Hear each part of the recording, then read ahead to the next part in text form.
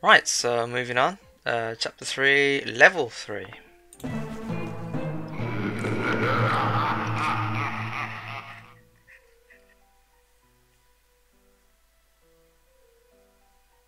Hmm. Oh, we got a new zombie. Snorkel zombie. Hmm. So when you're playing water levels like this, it's always important to remember to bring the lily pad. And then obviously when you're playing at night, then you've got to bring the sunshroom and other associated plants. It's easy to forget, uh, and it does remind you sometimes that you should bring certain plants, but you know it's something that you need to keep an eye on. Mm. Oh, I haven't showed you the. Have I showed you the thread? I don't think I have.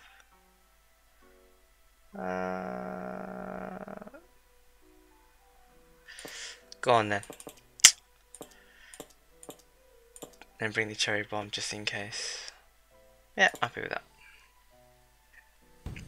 The 3 Peter is expensive, but yeah, as it says, it does cover 3 lanes.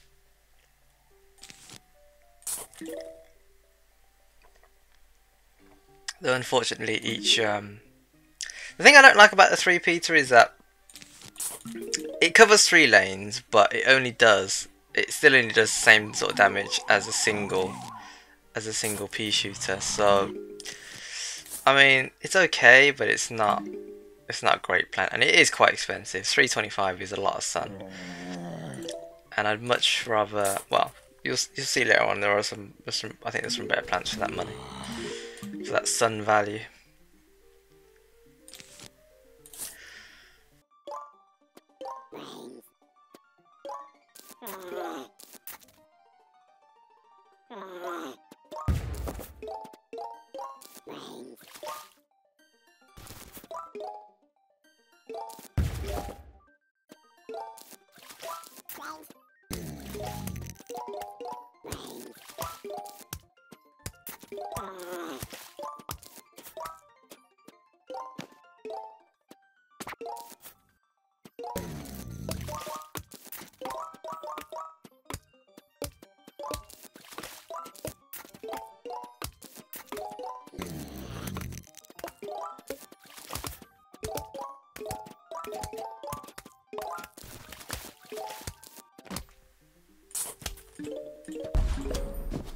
So as you can see, the 3 Peter covers 3 lanes. So the one directly that you planted it on, and then the one to the left and the one to the right, or one below and above, if you will.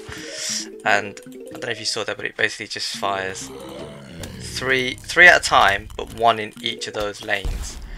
So a good tactic is to put them, like, if you put them next to each other, then not only will they cover each of the lanes once, but because you've put them next to each other, they will fire, like, for example, this one now will have 2 peas flying down, and if you put another one there, you'll have 3, and so on and so forth. So it's good if you use them in conjunction with each other, but on their own they're not that effective, to be honest. I'm gonna lose that plant. Fantastic. Oh, wasn't paying attention. So yeah, you cover a lot of ground, but it is a bit weak. So it's one of those plants, really. It's okay once you put enough of them down, but on their own, it's not all that. So that's a snorkel zombie. I don't know if you can see it, but basically, well, it's a zombie that's wearing a snorkel, and it means he can submerge. So all of these shots here will go straight over him, and they won't hit him, as you can see.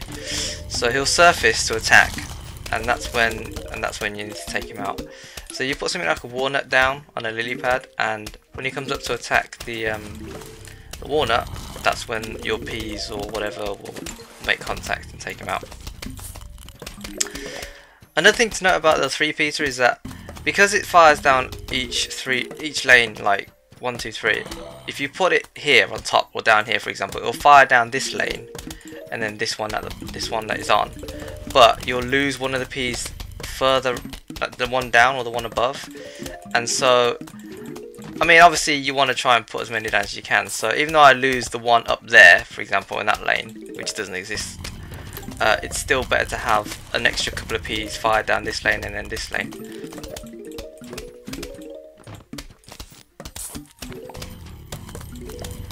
And as you can see, there's a lot of Ps being fired down range now. So when you get like a couple of rows or a couple of columns of them, then you know they're all right. But you know, I mean, you guys know my feelings on plants that only take out one target at a time. It's not really feasible later on in the game, I find. If you're not attacking multiple targets at the same time, then yeah, you might struggle. I'm not saying you will struggle, but you might struggle depending on the enemies and how fast they attack.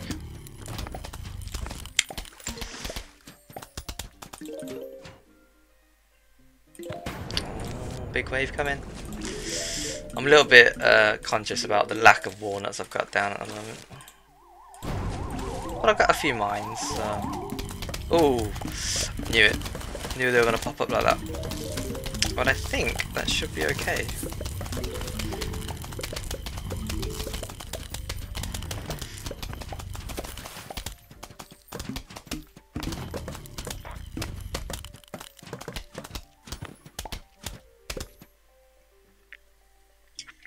Ooh, new plant.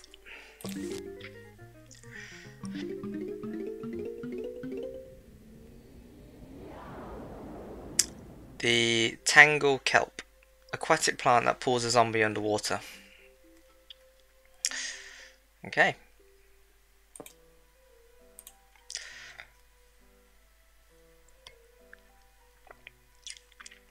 So we've got some of the night zombies joining us now. Can't remember if we had any before. No, I don't think so. And then obviously javelin guy. No, pole vaulting guy. God damn me. Alright, so the Tangle Kelp, well, I'll show you what it does, but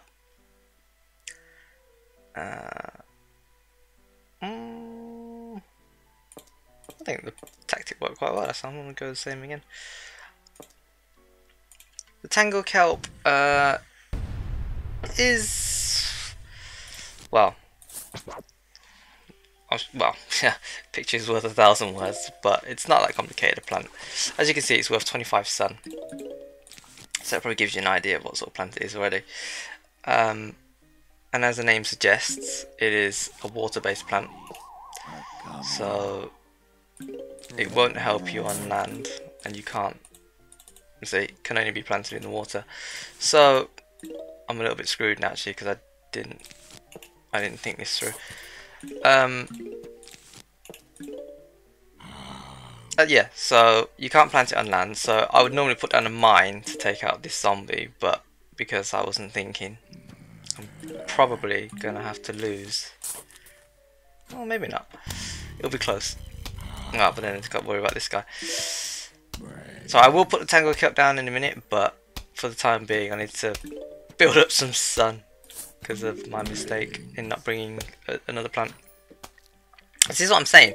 You want to bring a plant that is you know, some cheap plants for the early waves, or just the one even, and then more expensive plants for later on. So the difference between my lowest plant here, 25 and 175, and I can't even use a 25 one, so technically I'm plantless. So yeah, you want an even spread just so that you can cover the early waves and then deal with the later waves. That's going to be close. I hope I don't lose it. Oh, thank you. Ah, give me some more sun. No. Okay. So as you can see, the snow pea, you see why I like it.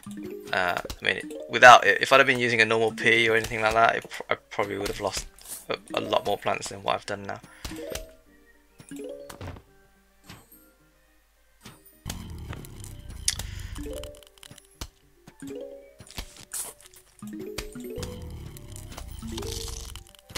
I'm definitely going to lose that one. So yeah, Tangle Kelp goes like so, and unlike the spud mine, it doesn't require a priming time, so you plant it in and it's good to go as soon as it will attack the next zombie that comes along. Now I know this guy's going to rush, so I'm going to put that down just in case.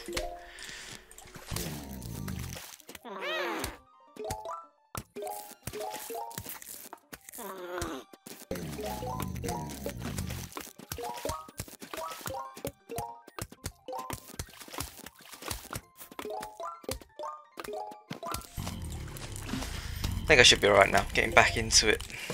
Got a good couple of rows of sunflowers, and got the snow peas there to slow down enemies. So the Tangle Kelp, yeah, as I say, it's very similar to the Spud Mine, but it's completely water based. You can't use it on land. And as you'll see in a minute, it's, well, I'll let it happen first, and then we'll talk more about it. It's got I think it's got the same recharge time as a Spud Mine, so you want to treat it like the Spud Mine. Just put it down as soon as it's there. It's only 25 sun, and it's pretty effective. So if, you know, it doesn't hurt to have them there just in case. And even if you don't use them, you can get rid of them later. But as you can see, it's a one-hit kill. It'll drag down the first zombie that comes across it. And yeah, so one hit kill on that zombie. You can't put lily pads on top of or underneath the kelp, so you need to be a little bit mindful of that. And as you can see, it works on all zombies in the water, so it doesn't matter if they're submerged or whatever, it will take them out. So it's a little bit good for dealing with these guys in the early waves. If you haven't got any, if you haven't got enough sun to put down nuts or anything else. But I would still rather just put down a nut and put a different plant up behind it, because you can't use it on land. It's less effective. I don't think you can use Spud Mines on lily pads. I can't remember actually. Can you? I'll have to try that in the next level. I don't think you can though. I know you can in number 2, but I don't think you can in number 1, which is why they have the Tangle Kelp. But if you can, then it's surplus to requirements, so you're better off just. I mean, it costs a bit more. It costs you 25 sun for the lily pad and 25 sun for the Spud Mine. But if you can use it on both land and water, well then that's got to be a better choice straight away.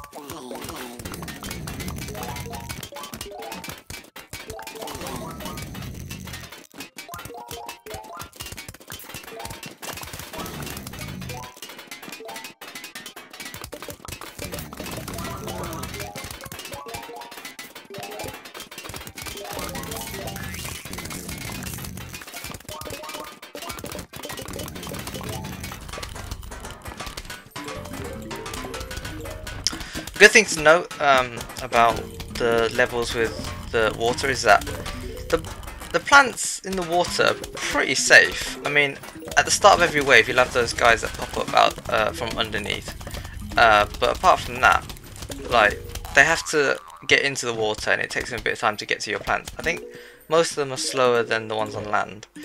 There are a couple of fast ones, but you'll see those later on.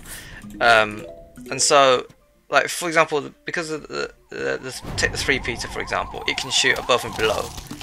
That's annoying right there.